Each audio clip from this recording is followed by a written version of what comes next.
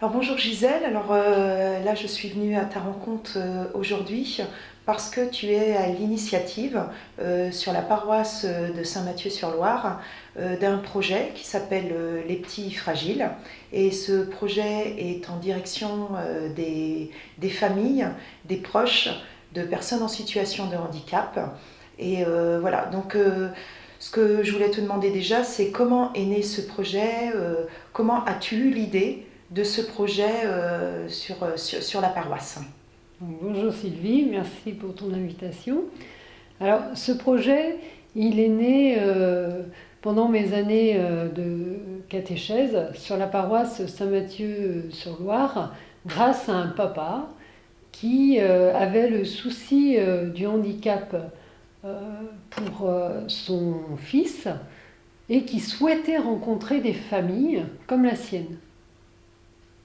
Alors, dépourvu, je n'ai pu que l'écouter sans pouvoir répondre à sa demande, puisque rien n'était mis en place pour ces familles.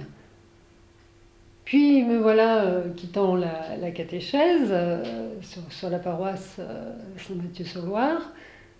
Et puis j'ai donc décidé de répondre en fait à l'invitation de l'époque du papa, avec lequel j'avais terminé ma discussion en lui disant bon, vous savez, peut-être, on ne sait jamais, peut-être qu'il y aura un tel projet un jour.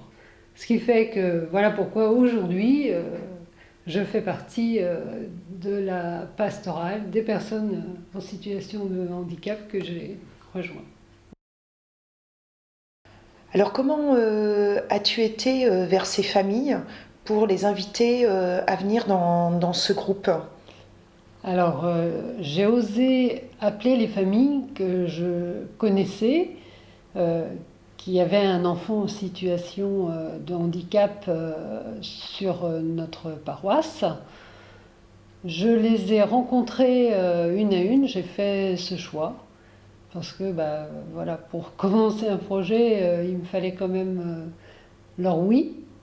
Et puis, je voulais vraiment aussi être au plus près de leurs attentes, hein. Pour moi, répondre à leurs attentes, c'était quelque chose de fondamental. D'accord. Est-ce qu'il y a d'autres familles qui vous ont rejoint Euh, que tu n'avais pas contactées et qui tout d'un coup se sont présentées ponctuellement oui, alors ça a été enfin, grande joie, puisque j'ai témoigné lors de la rentrée paroissiale, et puis mes mots ont été repris ensuite sur le bulletin, et trois familles spontanément nous ont rejoints. Donc pour moi, ça voulait dire que l'appel avait été entendu. Alors Gisèle, est-ce que tu peux nous dire ce nom des Petits Fragiles? Comment c'est né? Alors le secret, il est là. Il m'est apparu comme une évidence. C'est un module que j'avais travaillé avec les enfants en tant que catéchiste. Petit fragile, le choix de Dieu. On ne regarde pas les apparences, mais le cœur. Référence à David. Je trouvais que ça allait dans le sens de notre groupe, quoi. D'accord. Et au niveau, comment tu animes ce groupe? Est-ce que tu as des outils pour t'aider, te soutenir dans cette animation de groupe? Alors oui, et je dois dire merci à la PCS, à la pédagogie catéchétique spécialisée, parce que voilà, quand j'ai voulu créer ce projet, j'ai fait des recherches personnelles, j'ai rien trouvé, et puis je me suis dit, bah oui, il me faut quand même des outils. Voilà, je connaissais Marie-Danielle Moquet, et spontanément je lui ai fait un mail. Tout de suite, elle m'a proposé un rendez-vous. Ça a été aussi une très belle rencontre entre toutes les deux, puisque je lui ai expliqué un petit peu tout ce que j'avais à cœur de mettre en place.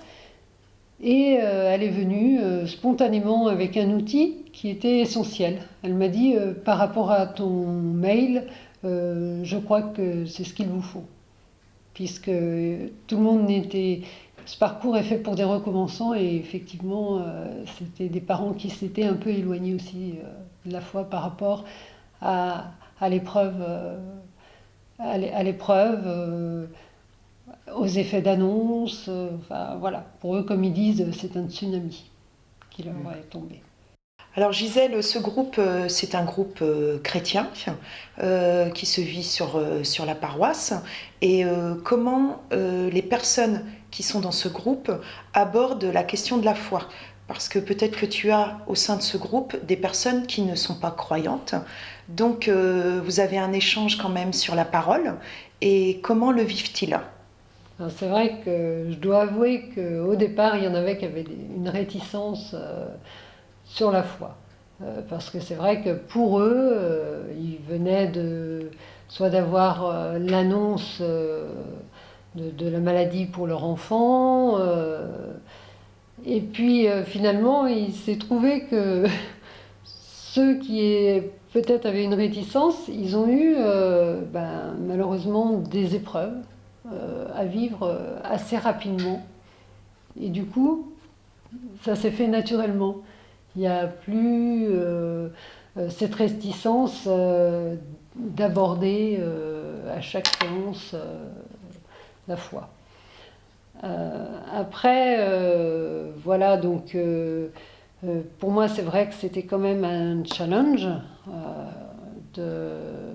qu'ils reprennent confiance et comment je veux dire, qu'ils arrivent à retrouver l'espérance, voilà, dans les mains de Dieu. Parce que le mot espérance, c'était pas gagné pour eux. Et puis après, bon, il y avait quand même des attentes dans la foi très très fortes, qui étaient de ne pas se sentir chrétien tout seul dans l'épreuve. J'ai eu un exemple, on se retrouve à l'hôpital et puis on déroule le portable et on voit des amis, mais qui pourrait prier pour nous à ce moment-là. Donc ça, c'était quand même quelque chose d'important pour eux. Et puis de se faire proche aussi de Dieu, pas seulement dans l'épreuve, mais aussi au quotidien de leur vie. Du coup, d'ailleurs, maintenant, après chaque séance, ils repartent, ça faisait partie de leurs attentes, avec une petite prière pour jusqu'à la prochaine séance. Pour eux, c'est des mots sur lesquels ils peuvent s'appuyer ou prier avec, pour certains, même tous les jours, quoi. Et puis aussi, c'était de revisiter l'évangile, des textes d'évangile. Et puis certains découvraient comment ouvrir une Bible. Donc on a fait aussi des choses très basiques. Mais voilà. Mais en tous les cas, comme tout le monde est reparti, je pense pas que le fait qu'il y ait la foi les ait rebutés. De toute façon, d'ailleurs, eux-mêmes me disent, on sait par quelle porte on est entré. Donc sous-entendu, voilà. On sait, on est en accord pour recevoir la foi. Alors Gisèle, est-ce que tu peux nous dire quelles attentes avaient ces personnes dans ce groupe, en venant dans ce groupe échanger, partager, et quelle a été cette relation de confiance entre eux? Alors rompre la solitude, l'isolement dans lequel ils étaient enfermés par le handicap de leur enfant, ça c'était déjà dans leurs attentes quand je les ai rencontrés. Et ceux qui sont venus rejoindre le groupe, une personne a clairement dit d'ailleurs, c'est pour la solitude. Donc, ils se sont échanger. Moi, j'ai été très surprise parce que très rapidement, ils se sont fait confiance mutuellement, au point de s'échanger des tuyaux sur des médecins.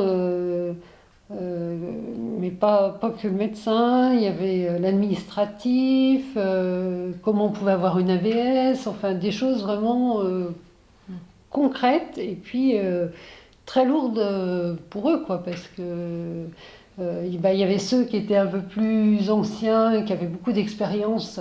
Donc tout de suite, ils ont pu dire ah ben non, c'est pas le bon médecin que tu es en train d'aller voir. Enfin, voudrait mieux changer. Enfin moi là, du coup, j'étais un peu en spectatrice. Hein, j'avoue que j'écoutais. Et là, ça fait partie de mon autre travail qui est une écoute, l'écoute, comme on dit, attentive. Et ça, aujourd'hui, il n'y a pas non plus tellement de lieux pour ça. De l'écoute attentive mais active. Parce que moi, à travers ce qu'ils peuvent dire, tout de suite, ça peut déjà m'orienter soit vers ma prochaine séance, pour cette première heure, pour me dire ah oui, ça ils ont dit ça, faut peut-être tout de suite que je rebondisse sur ce thème. Donc voilà, comme quoi je suis spectatrice, mais en même À temps l'écoute et attentive. Et attentive, oui. Ça c'est une qualité qu'il faut pour ce groupe. Alors Gisèle, est-ce que tu peux nous dire de combien de familles est composé ton groupe et puis nous dire un peu la diversité de ces proches, de ces familles que tu accueilles? Alors ça peut faire sourire, mais notre papa le plus âgé a eu 88 ans. Il nous a quittés parce qu'il est parti en maison de retraite, alors malheureusement pas sur la paroisse. Il est parti, je pense, sur le lieu du foyer de sa fille. Voilà, après il y a eu un déménagement et puis sinon papa qui pouvait plus assister aux séances parce qu'il emmenait sa fille faire de la kiné, donc ça c'est voilà, ça c'est pour les départs. Et puis sinon, donc aujourd'hui on a une démarche de couple, on a une démarche frère-sœur. Cette année on vient d'accueillir un grand-père, donc démarche d'accompagner son fils et sa petite fille, puisque c'est un papa solo. Et du coup, après, on est composé, c'est plutôt féminin. Donc, mais il y a quand même deux papas, du coup. Et du coup, quand on est autour de la table, avec moi, bien, on est 12. Est-ce que tu peux nous dire, ces familles ont de jeunes enfants qui sont en situation de handicap et comment voilà, ils ont besoin de les faire garder pendant qu'ils viennent dans ce groupe.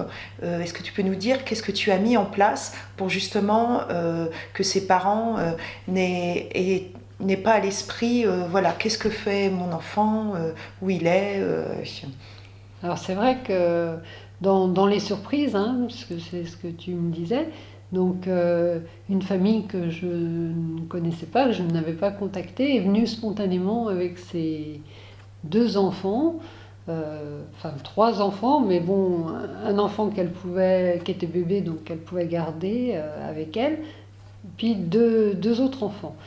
Et là, tout de suite, on a été donc confrontés à devoir faire un appel au sein de la paroisse pour installer une garderie. Alors c'est un mot qu'elles n'aiment pas trop parce que pour elles ça va au-delà, c'est vraiment un accompagnement.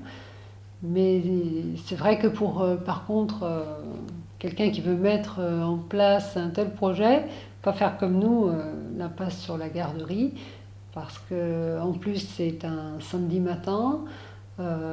Et donc il y a aussi un papa qui travaille, puis donc une démarche de couple, donc forcément des enfants, et puis pas les moyens forcément de payer une nounou pour venir participer à ce groupe. Donc ça serait vraiment dommage. Gisèle, est-ce que tu peux nous dire aussi voilà, le fait de cette création de ce groupe de petits fragiles, voilà, comment ça a été accueilli dans ta paroisse et au niveau de la communauté paroissiale? Alors on a eu cette grande chance d'avoir dès le départ un bon accueil, hein. D'abord le oui de l'EAP, puisque j'ai présenté le projet en mini EAP, après ça a été voté en EAP, et qui a dit oui, parce que sinon c'était déjà pas possible de créer ce groupe. Et puis, c'était l'année de la miséricorde, donc je disais, j'ai pu témoigner dès la rentrée paroissiale, et on nous a aussi donné la possibilité d'animer une messe pendant le carême, la première année. Donc, au départ, on était d'accord sur ce projet, c'était même quelque chose pour nous qu'on a accueilli avec joie. Puis depuis, ça se perpétue, hein. Cette année, c'est le 22 mars. Et puis pour la première fois, ce que je peux dire, c'est aussi du changement, parce qu'elle n'aura pas lieu à Sainte-Luce. Elle aura lieu à Mauves-sur-Loire. Donc ça veut dire que le groupe des petits fragiles va tourner sur la paroisse. Donc ça aussi, c'est une progression. Et parce que tu disais comment on a été accueillis, des paroissiens, je pense des trois clochers, entendent parler des petits fragiles, et je pense ont à cœur de les accueillir eux aussi dans leur clocher, si on peut dire, même si on forme une seule et même paroisse.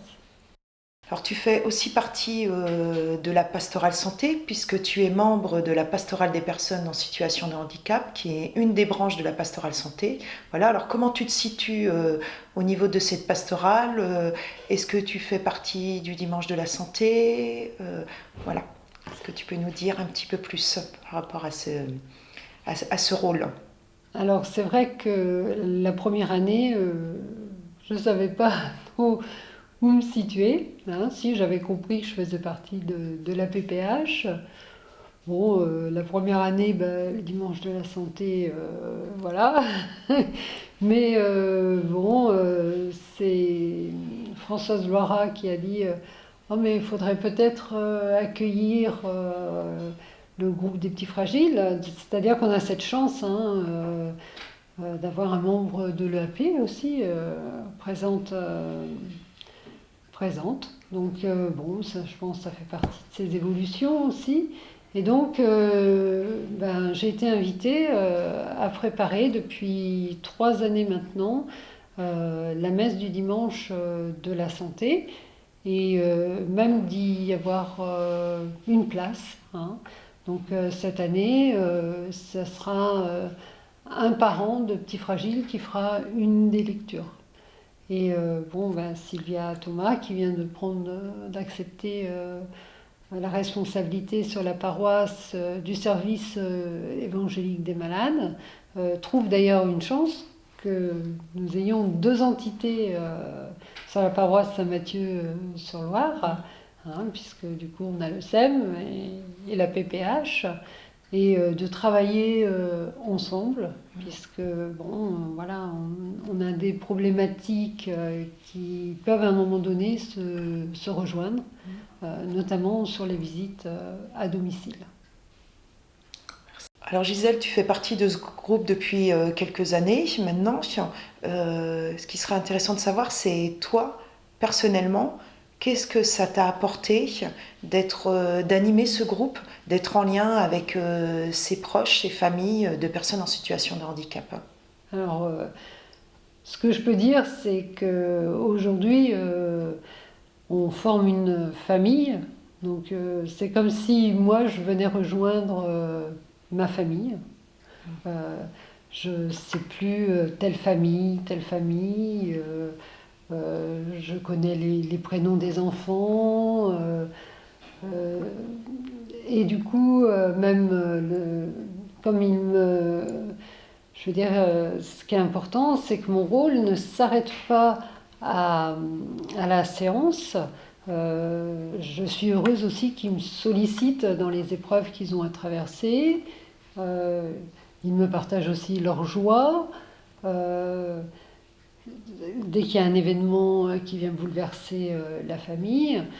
Donc c'est vrai que je suis vraiment chanceuse d'avoir d'avoir leur confiance, oui. Hein. Et puis sinon, au niveau de la foi, c'est toujours, je recherche toujours de la nourriture, alors différente de ce que j'ai pu connaître précédemment, où j'allais à des formations.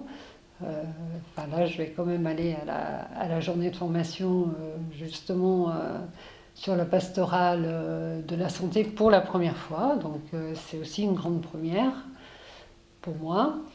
Et puis, je suis toujours en alerte sur des textes de foi, des témoignages de personnes comme tout le monde connaît Dauphine Julien, Jean Vanier, voilà. Je, enfin, je me nourris et puis aussi le thème de l'année. Le thème de l'année, on travaille sur un texte d'évangile, même si il y a une personne qui vient depuis le départ le partager avec nous. Moi, je dois maîtriser ce texte. Hein. C'est pas parce que quelqu'un comme ça vient nous rejoindre que moi, je m'en suis pas imprégnée. J'ai besoin de m'en imprégner d'ailleurs pour pouvoir pour partager ma foi avec eux. Puis, c'est vrai que participer aussi au pôle solidarité de la paroisse, c'est une richesse. On m'a invité à rejoindre les autres branches de fragilité sur cette paroisse, telles que le Secours catholique, la Porte ouverte, et puis d'autres composantes. Donc ça aussi, c'est une richesse. Je découvre, je veux dire, tous les ans quelque chose d'autre. Voilà, je suis nourrie, je veux dire, spirituellement, bien dans la communauté de plus en plus. Quand on anime la messe, c'est être en lien avec aussi une équipe d'animation de liturgie.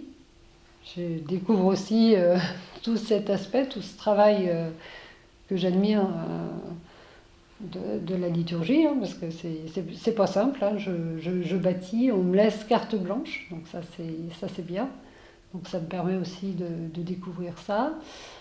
Donc oui, je découvre à travers ce projet quand même beaucoup de composantes pour lesquelles j'étais quand même très, très loin. Très loin du fonctionnement de cette paroisse, même l'EAP. Voilà, je sais que pour un projet, pour qu'il puisse se monter, se réaliser, je dois faire appel à l'EAP. Enfin, des choses qui, quand j'étais catéchiste, étaient vraiment très très loin pour moi, quoi. Donc ça me permet aussi de comprendre vraiment comment fonctionne. Alors là, je vais même aller plus loin, puisqu'il y a cette dimension même diocésaine. On m'a même invité à rejoindre. Et à rejoindre le bureau de la pastorale des personnes handicapées. Donc je découvre d'un seul coup toutes ces dimensions, vraiment. Merci Gisèle de nous avoir partagé tout ce que tu viens de nous dire sur ce groupe des petits fragiles. Maintenant, j'aurais une dernière question à te poser. Si des personnes voulaient monter ce groupe, créer ce groupe de petits fragiles, également sur leur paroisse, quels conseils aurais-tu à leur donner ? Alors déjà, il n'y a pas besoin d'être spécialiste du handicap, ce que l'on pourrait croire. Non, hein, c'est ce que je disais, il suffit d'avoir vraiment une écoute active, et puis de bienveillance, vraiment d'arriver avec le sourire sans préjugés. Et voilà, tout le monde peut être animatrice et responsable d'un groupe Petits Fragiles. Ça, c'est une première chose.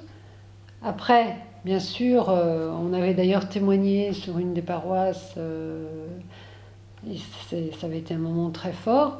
Bien sûr, je me tiens à disposition des personnes qui voudraient monter un tel projet. Hein. J'aurais tellement souhaité rencontrer une personne comme ça que je ne pourrais pas ne pas lui offrir mon aide, hein, puisque j'ai même été jusqu'à taper sur notre Google, chercher des groupes un petit peu de ce type, et finalement, j'ai trouvé ici Paris, des veilleurs, il y a des veilleurs.